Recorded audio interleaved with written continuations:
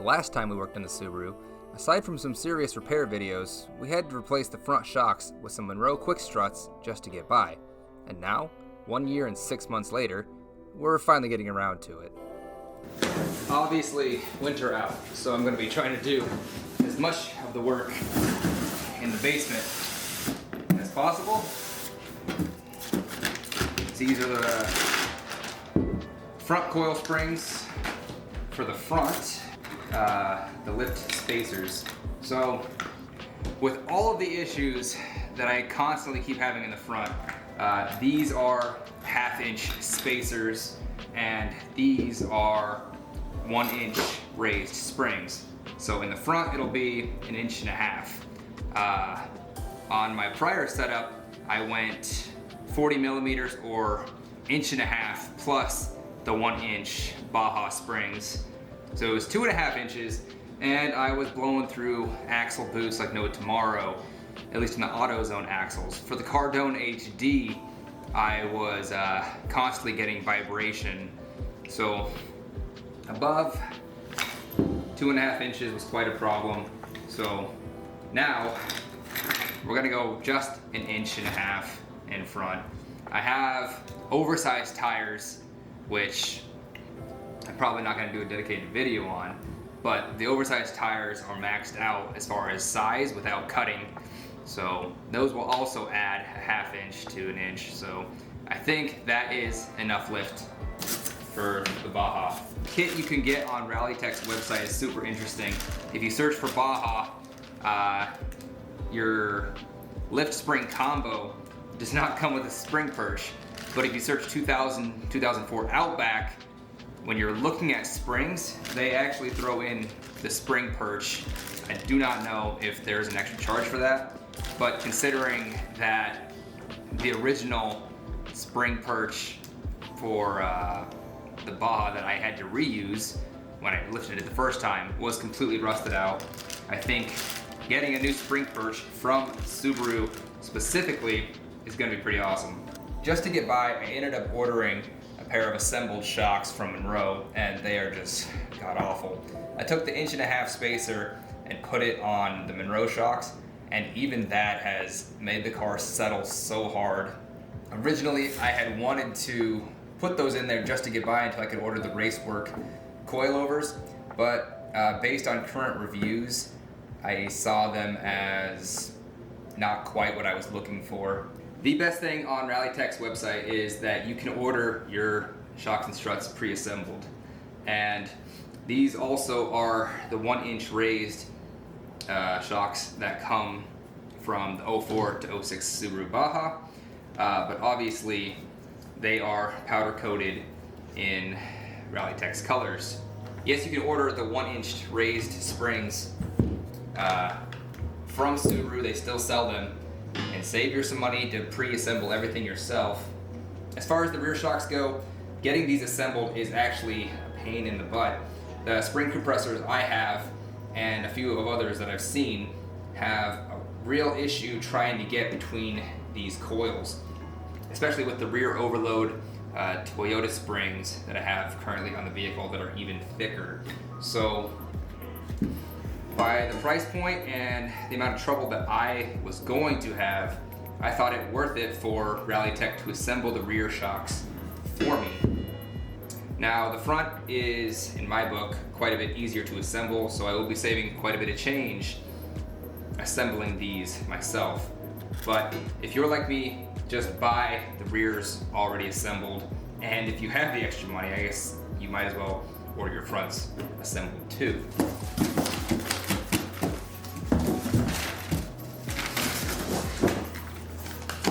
And that's gotta be the worst part. I've spent near $1,000 and they didn't even send me a sticker. You're supposed to get a sticker when you buy car parts. What the heck, RalliTEK?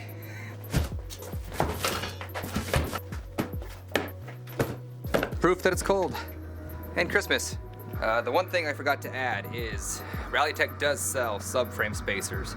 But since I went ahead and installed the ADF subframe spacer, I already went ahead and installed the ADF subframe spacers back when I was still trying to cobble my lift kit together.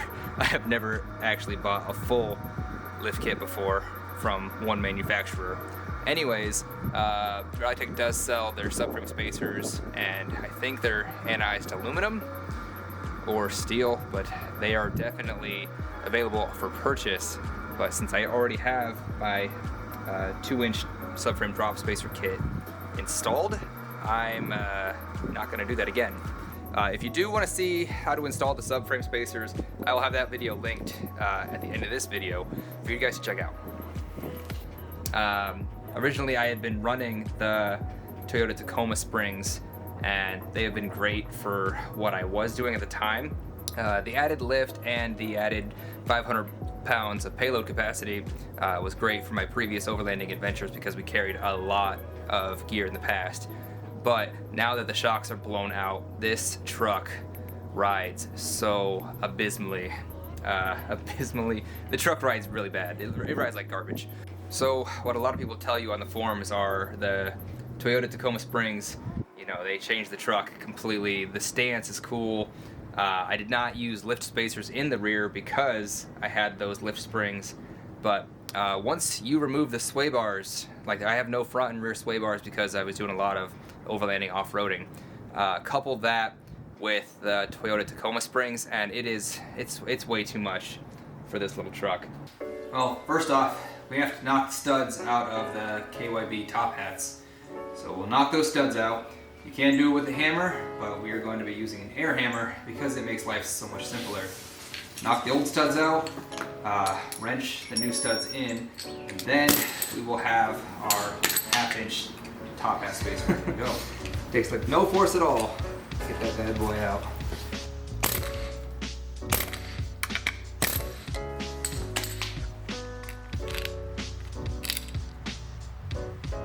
And then once you get this far, the supplied bolts are Allen head, 6mm Allen. So we're just gonna slide those to the top hat, and the official mounting will come once we install the shock. So you'll have the whole shock absorber kind of put in place, and then tighten all 3 of these down with the spacer together. So it's gonna look something kind of like this. And with that all taken care of, we can go ahead and move on to the strut assembly.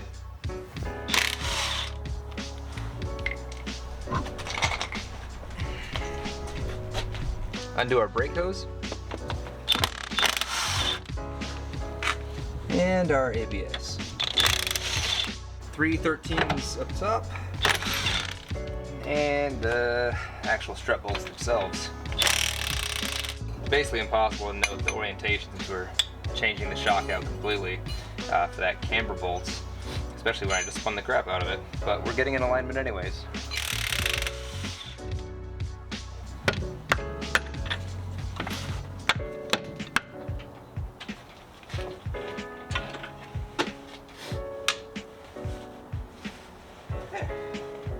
One ugly Monroe preloaded strut. I don't know if this is going to look good on camera, but these are 1 year and 6 months old and never messed with except for adding the strut topper, of course. But there's already play back and forth in that bearing.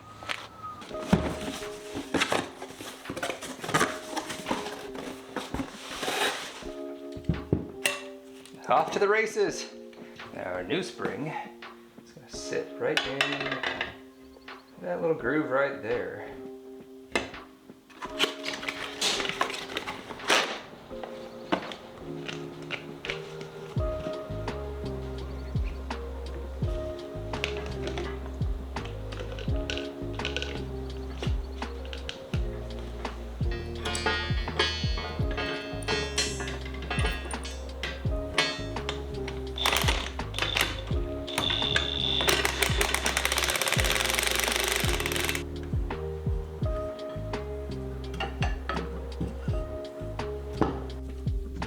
It's a lot of ugly work, a lot of dangerous work, but it's worth it, because those are garbage. Alright guys, look at this mess. I have completely forgotten how to do these stupid shocks. So I had to take that one apart because I got this one fully assembled and was so happy, but the top hat would not spin. I was driving myself crazy trying to figure out why there was such a issue with it spinning freely, because just the top hat on the spring perch doesn't sit evenly. And that's because I was missing a washer and two.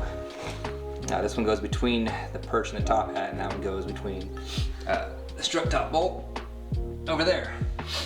So I got everything assembled thinking it was great. It's very not great. Nobody ever sends you this massive intermediate washer that you're supposed to use from your old shocks. Would have been great to know, but I guess that's why they're generally taken completely apart for reassembly. So don't forget your special washers before you assemble everything, and have to do it for the third time. Although, here's kind of a cool comparison between the 1-inch overload springs and the original Monroe quick struts. What a pain in the ass. Maybe you should just pay the $400 and have it done for you. But we finally finished up the front.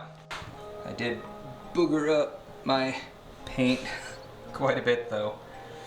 There is one important thing that you guys have to know with these spring perches.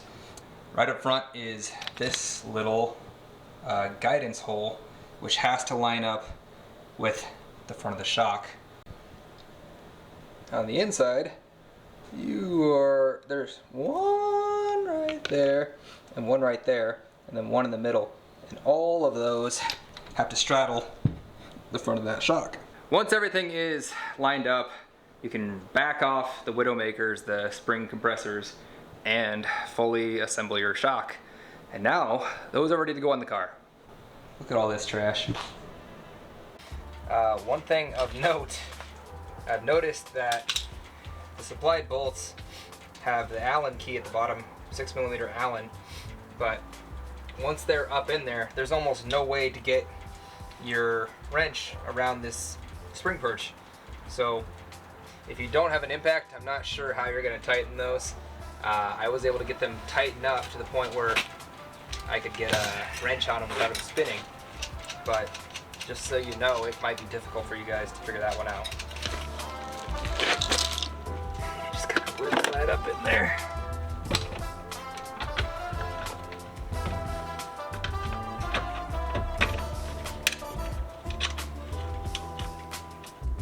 Yeah, I have no idea how someone would get their Allen wrench in there. Maybe this front one is doable, but the rest are not.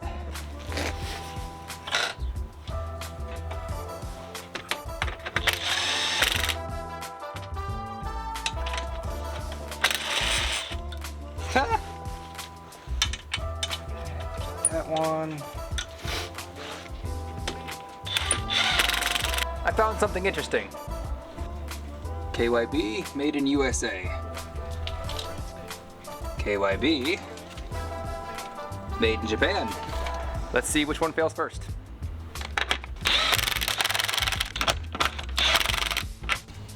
Got the front taken care of. Now we gotta do the rears.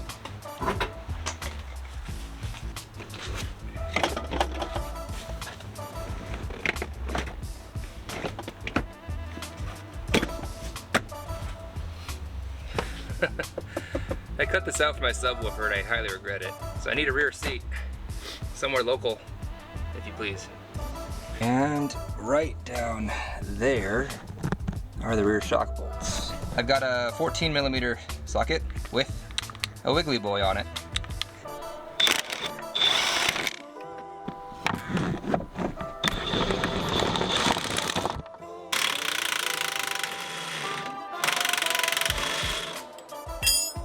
Now, if I remember correctly, there's a lot of weight on this Toyota Tacoma spring, so ripping that bolt out is going to want to make this shock go kapoo.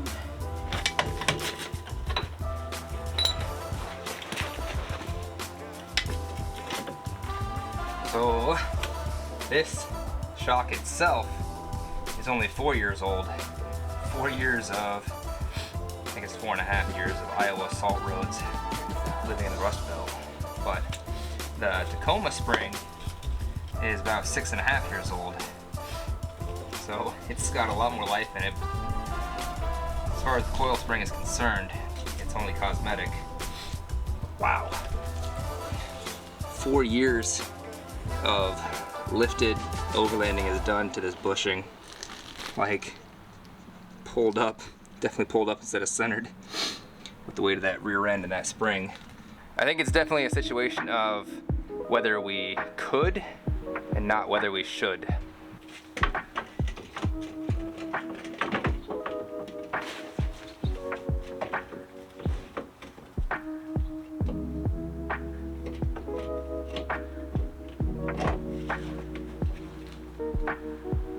So there it is. I'm actually digging that blue quite a bit. Now, I did have one issue already. There's no way they can get it perfectly assembled for every application from their shop. So this guy right here was actually turned cocked that way. So I stuck my giant T-handle in there and I was able to give it a twist, and the whole thing made a twang kind of noise. Now it's all lined up completely.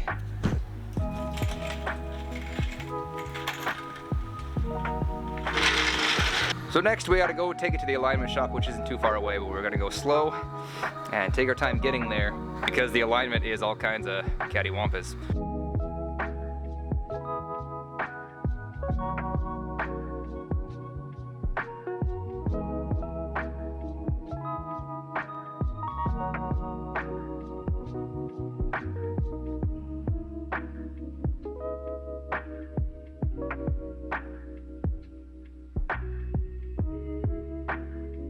And right here are the results for the alignment.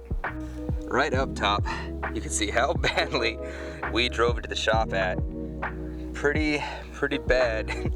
We had quite the tilt in our steering wheel, but that's okay because it wasn't very far. And here are the interesting results after the alignment. As far as the RalliTEK lift kit, I think it's a great add-on. I think it's a great mod. It definitely improved the handling of this vehicle completely in a much needed way.